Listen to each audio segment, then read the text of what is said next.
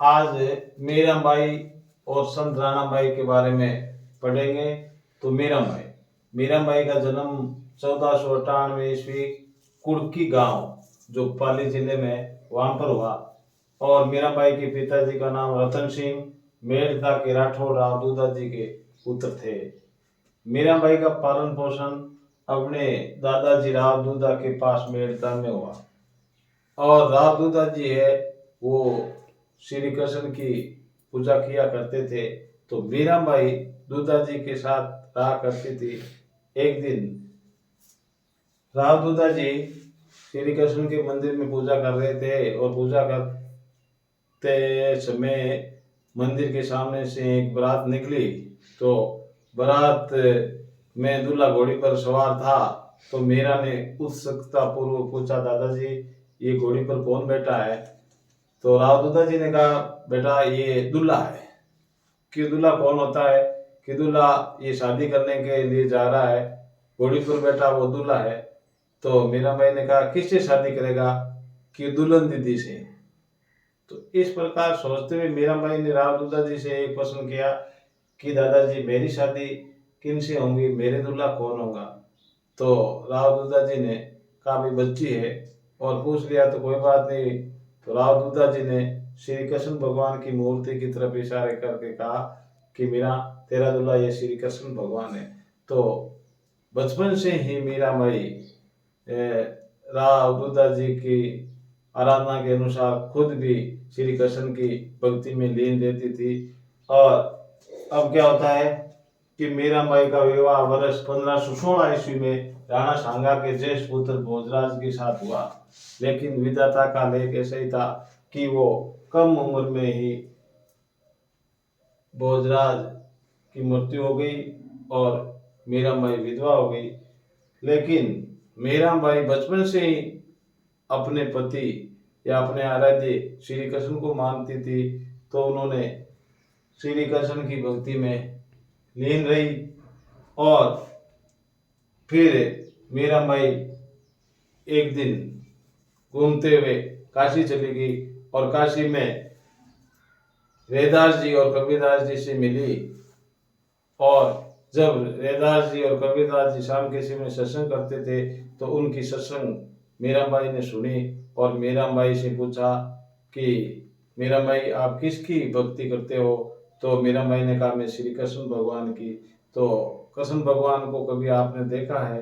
देखा नहीं, लेकिन सपने रूपी कभी कभी कृष्ण भगवान आते हैं और मेरे को दर्शन देते हैं। तो रैदास जी ने कहा कि अब की बार जब भी सपने में श्री कृष्ण भगवान आए तो आप पूछना कि जीव का मोक्ष किस प्रकार से होता है।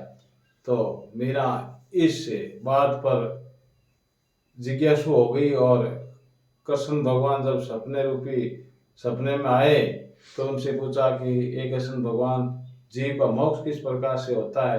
तो कृष्ण भगवान ने मीराबाई को सपने में कहा कि मीरा मोक्ष प्राप्ति का मार्ग दूसरा होता है। जो तू भक्ति करती है वो सगुण भक्ति है और मोक्ष प्राप्ति के लिए निर्गुण भक्ति करनी होती है। तो निर्गुण भक्ति के मान संत थे कबीरदास जी, रैदास जी। तो फिर मीरा आकर के रैदास जी को अपना गुरु बनाया और निर्गुण भक्ति शुरू की। इस प्रकार से मीराबाई का अंतिम समय है वो काशी से फिर वो वापिस गुजरात आई और गुजरात के द्वारिका में डाकोर स्थित रणछोड़ मंदिर में चली गई।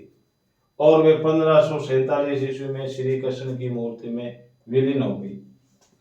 और मीराबाई अपने जीवन में अंतिम समय तक भक्ति करती रही और अपने कई ग्रंथ लिखे और कई भजन बनाए कि मेरे तो गिरधर गोपाल दूसरों ने कोई, जिसके सिर पर मोर मुकुट मेरा पति वही। तो इस प्रकार से मीराबाई एक राजस्थान की प्रसिद्ध संत हुई थी। और मीरा के तरह ही राणाबाई भी राजस्थान की दूसरी मीरा के नाम से जाना जाता है।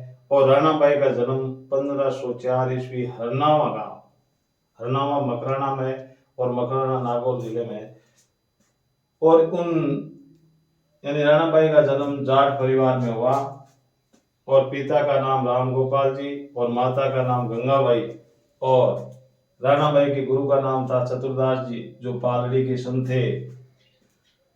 और राणा बाई ने फाल्गुन सुदी त्रयोदशी यानी सन 1570 ईस्वी में हरनावा गांव में जीव समाधि ली थी। और एक बार जोधपुर के महाराजा अभय सिंह जी अहमदाबाद पर आक्रमण कर रहे थे और गर्मी का मौसम था और रास्ते में सारी सेना को प्यास लगी तो हरनावा के राणा बाई थे वो भक्ति कर रहे थे। वहाँ राजा साहब रुके और सारी सेना को पानी पिलाया और अहमदाबाद आकर में राणा बाई ने महाराजा अभय सिंह की भरपूर मदद की थी। इस प्रकार से हमारे राजस्थान में मान संत वे हैं जो समाज में फैली बुराइयों कुरीतियों और बाह्य आडंबरों को मिटा करके समाज को सदमार्ग पर चलाया। तो ऐसे हमारे राजस्थान में मान संत हुए मीराबाई और राणा बाई।